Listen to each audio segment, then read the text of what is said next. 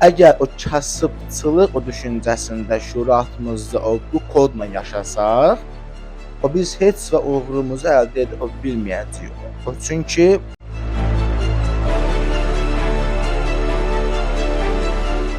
salam mərzuləyicilər. Bu videoda sizlərlə həyati mühüm bir məsələni müzakirə etmək istəyirəm. Bir çox həyat koçları, bizim dildə inkişaf məsləhətçiləri vurğulayırlar ki, həyatınızda uğur istəyirsinizsə, uğurunuzun odağınız qaçmayın. Onu sadəcə olaraq çalışın, amma ki, uğurunuzun odağınız qaçmayın. Uğurun alınmasını o zamana buraxın. Bunu vurğulayırlar, ancaq bunun nə üçün belə olmasını, nə üçün uğur dalınca qaçır, uğurun bizdən uzaqlaşdığını isə açıqlamırlar. Bu videoda sizlərlə iminli bu mövzunu izah etmək istəyirəm. Video başlamazdan əvvəl sizdən xahişim olacaq ki, videolarımı izləyirsinizsə, bəyənirsinizsə, kanalıma abunə olmağı, videolarımı izləməyi, bəyənməyi və rəylərdə öz fikirlərinizi açıqlamağı və müzakirələrdə iştirak etməyi sizdən xahiş edirəm. Uğur yolunda uğurumuzu təqib etdikdə, onun dalınca qaçdıqda, inad etdikdə o niyə bizdən uzaqlaşır? Bunu anlaya bilmək üçün birinci olaraq həyatın işləmə alqoritmasını anlamaq lazımdır ki, həyat demək varlıq və yoxluq alqoritması ilə işləyir və bu bizim düşüncəmizə uyğun deyil. Bu həyatın özün anlamı düşüncəsinə uyğun olaraq irəliləyir. Sizlər bir uğur istəyirsiniz, təbii ki, uğurunu sahib olmaq istəyər, özü çalışmalar aparar, var gücü ilə sona qədər gedər ki, o uğura sahib olsun. Yəni hər kəs kimi sizlər uğurunuzu istəyirsiniz, uğurunuza hakim olmaq istəyirsiniz, uğurunuzu sizin olmasını istəyirsiniz və bu yolda təbii olaraq inadkarlıqla yəni ki, işləyirsiniz, çalışırsınız, uğurunuzun sizin olmasını istəyirsiniz, onu təqib edirsiniz və əl çəkmirsiniz. Bu yaxşı xüsusiyyətdir, ancaq həyatın alqoritması belə işləmir.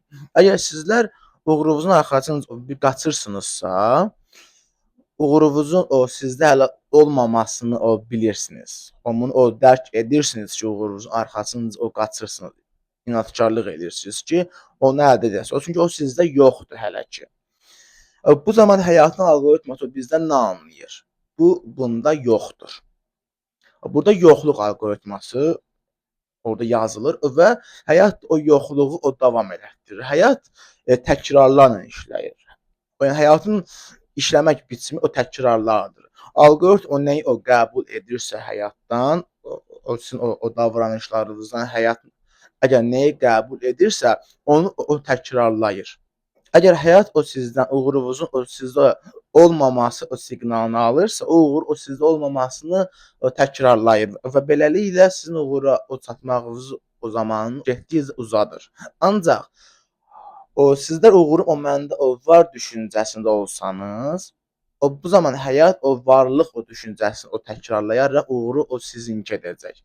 O varlıq düşüncəsi isə rahat olmaqdır, relaks olmaqdır, tədirgin olmamaqdır, depressiya halında olmamaqdır. Yəni uğur yolunda çalışmaq, uğur yolunda əlimizdən gələn hər şey etmək vacibdir. Ancaq burada bir növ düşüncə əsas. Əgər siz düşünürsünüzsə, uğur məndə yoxdur, onu əldə etməliyəm və bu yolda mən vuruşmalıyam.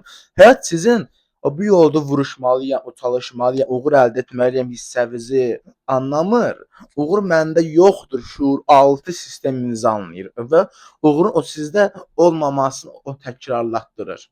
Əgər sizlər uğura mən sahibəm, uğurum artıq mənimdir, əgər düşüncəsində şuuraltınız belə fikirləşsəz və belə olaraq uğur yolunda addımlar atsanız, artıq həyat sizin addımlarınız cavab olaraq deyil, şuuraltınızda uğurum mənimdir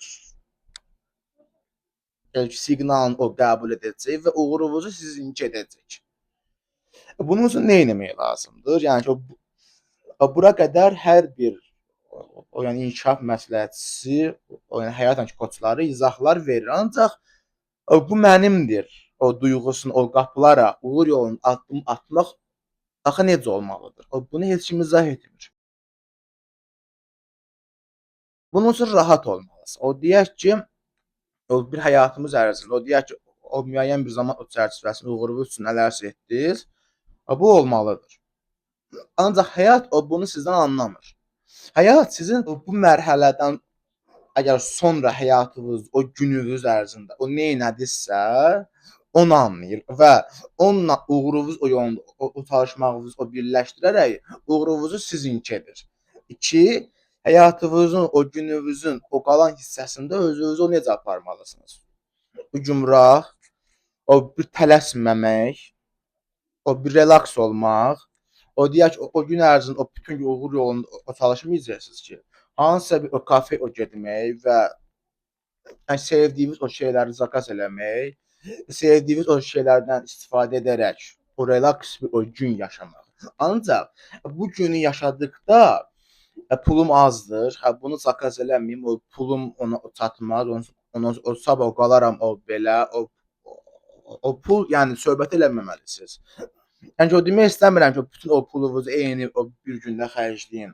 Ancaq elə istifadə edin ki, elə bir o düşüncə ilə istifadə edin ki, o pulunuzu gününüz ərzində, yəni o pulum o mənim, yəni ki, o yoxdur, o maaşımdan o bu qədər o qalıb.